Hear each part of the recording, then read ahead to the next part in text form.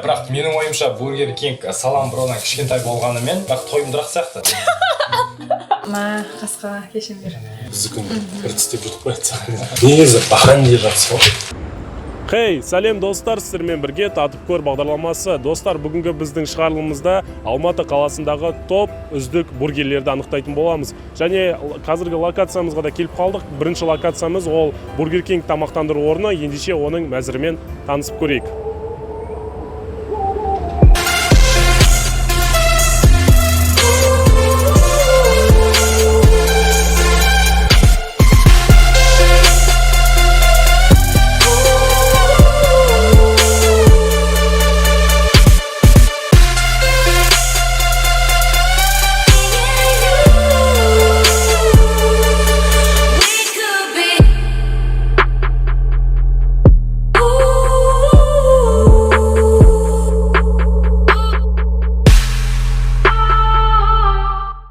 Сәлем достар! Сіздермен бүгін татып көр бағдарламасы.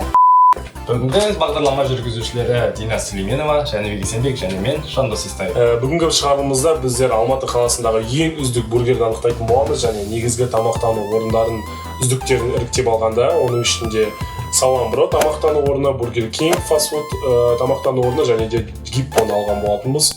Иә, үшеуінің де бағалары бірдей, бірақ үшеуінің арасында қайсысы дәмді және де студенттерге де және қарапайым халыққа да қайсысы ыңғайлы бірге білетін боламыз. Иә, және де видео соңында осы бургерлерге өзіміздің критерияларымыз бойынша баға беретін боламыз. Жалпы достар, сіздер осы бургер тамақтану орындарының ішінде қайсысын көбірек алып жүрсіздер? Мен өз басым Бургер Кингке көбірек барам. Мен көбірек Бургер Кинг деп ойлаймын менде, өйткені салыстырмалы түрде бағалардан арзан және де бүгінде өзім осы Бургер Кингті қаттырақ татқым келіп отыр. Мен өз басым жалпы Гиппо бургерлерін әлі жеп көрген жоқпын. Бургер Кингті көбінесе жеп жүрміз Салам Брода. Жеп жүрміз Салам Бро негізі өздеріңіз білетіндей Алматы қаласында нүктелері өте көп. Салам Броның өте танымал бургер десек те болады. Дегенмен де бірінің көңілінен шықса, бірінің көңілінен шықпайды. Ал Гиппо туралы мен шынымен де әлі дұрыс естіп көрмедім. Бірақ байқайсың ба Жәнібек, осы үш бургердің арасында менің ойымша Салам Бро студенттерге ең ыңғайлысы. Солай деп ойлайсың ба сен? Иә, мен де солай ойлаймын. Біздер және де бағалары бойынша соңында да салыстыратын боламыз. Қайсысы студенттер үшін, халық үшін қолайлы екенін білетін боламыз. Енді негізгі бағаларын біліп өтейік. Біздер үшеуінен де бірдей пример Бургердің типін алдық. Бірдей типін алдық. Бізде Салам Бро 890 теңге, Бургер Кинг бізде 800 теңге және Гиппо 700 теңге тұрады. Және де бір артықшылығы бұл жердегі ортасындағы міне сұлтан болып тұрған Бургер Кинг, яғни Кинг деген сұлтан деген сияқты. Оның бір артықшылығы, жаңа егер де сіз чекпен кассаға баратын болсаңыз, арнайы QR кодтан өтіп, опрос толтыратын болсаңыз, мынандай сізге фриді бесплатно береді. Яғни студенттерге Салам Бро удобно болғанымен Бургер Кинг арқылы қасына фри жеп тоя алады. Иә, ондайша әріптестер, іске кірсейік. Иә.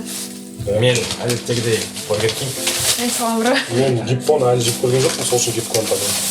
Біздер ең бірінші қаптамасына баға беріп кететін болсақ, Салам Броны көріп отырғандарыңыздай басқа бургерлерге қарағанда қаптамасы төменірек деуге болады, себебі обычный пакетпен қапталған. Бірақ менің ойымша Бургер Кинг Салам Бродан кішкентай болғанымен, бірақ тойымдырақ сияқты. Қазір бағасын бере жатамыз көретін.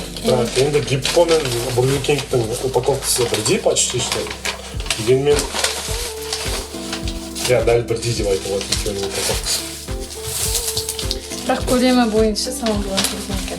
Көлемі бойынша, негізі бағалар жағынан Салам Бродан бір 100 теңгедей айырмашылық болғанмен, бірақ дегенмен көлем жағынан қалай Салам Бро үлкен болып тұр. Бірақ Бургер Кинг бәрібірде. Иә, құрметті көрермен, ендеше біз іске кірсін деп жатырмыз. Әрине өзімізбен бірге эфир болғандықтан эфирде түрлі түйіліп қалу сияқты жағдайлар болмау үшін өзімізбен бірге ауыстығын тауып алдық. Ендеше әріптестер, бастаймыз ба? Дегустаторларға арнайы су ұсынылды. Менікі шынымен де бірақ кішкентай болғанымен де дәм жағынан үздік деп ойлаймын. Жалпы бұл упаковкадан бұрын ең алдымен қызмет көрсетуінде бағалап кеткеніміз дұрыс. Қызмет көрсету жағынан үшеуі де үздік болды. Үшеуінде де кассирлері өте жақсы қызмет көрсетті. Сондықтан да оған үшеуіне де біз бағалау системамыз бойынша, яғни 5-3-1 деген бағалау, яғни 5 жұлдыз, 3 жұлдыз, 1 жұлдыз. Кассирлерге енді қызмет көрсету жағынан барлығына да 5 қоюға болады. Келісетін шығар әріптесіміз. Енді упаковкасына мен өз басым Гиппо мен Бургер Кингтікі екеуі бірдей. Сондықтан 5 баллды берер еді, ал Саламбро енді 3 немесе 2-1 баллды беруге болады. Енді жақсы, Саламброны енді бұл байқаудың басы болғасын 3 баллды бересің, қандай қатты сынамай-ақ қойық дейік. Енді бургердің түріне мән берсек, түр жағынан жалпы. Түр жағынан әрине Саламброны шегін келіп тұратын сияқты. Аппетитный көрінетін сияқты. Үлкендеу. Енді ең негізгі критерий ол әрине дәмін көрейік.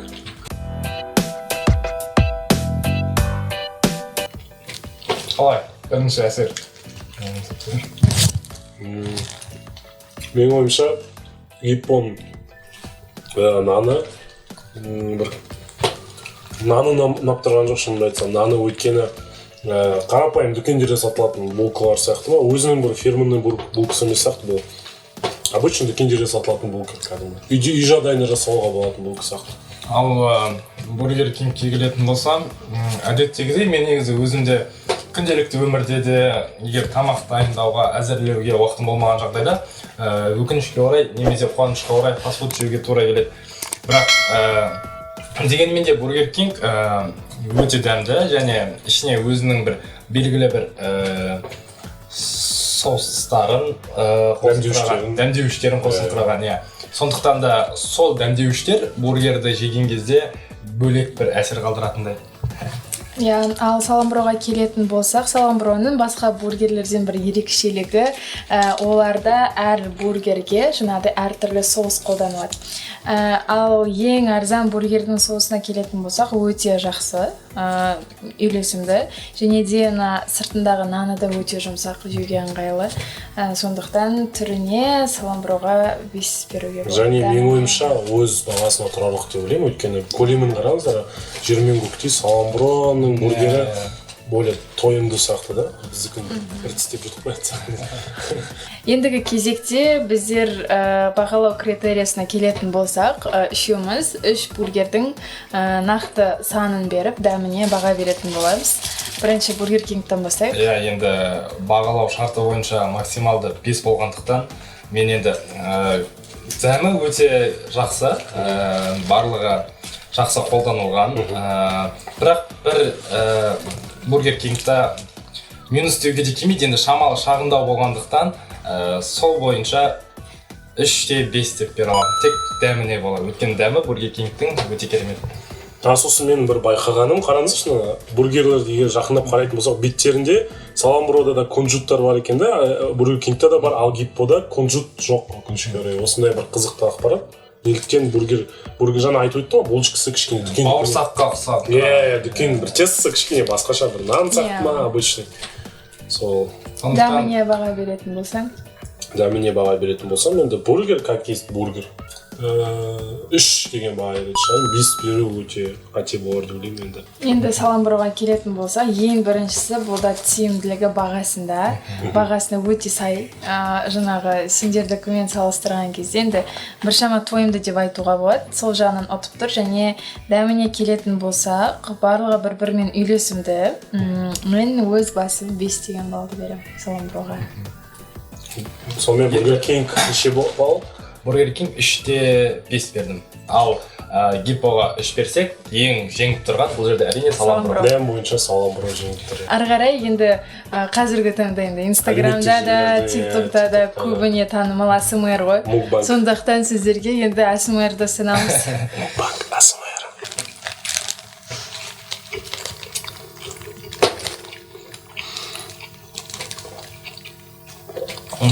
Дауысын міндетті түрде тыңдаңыздар.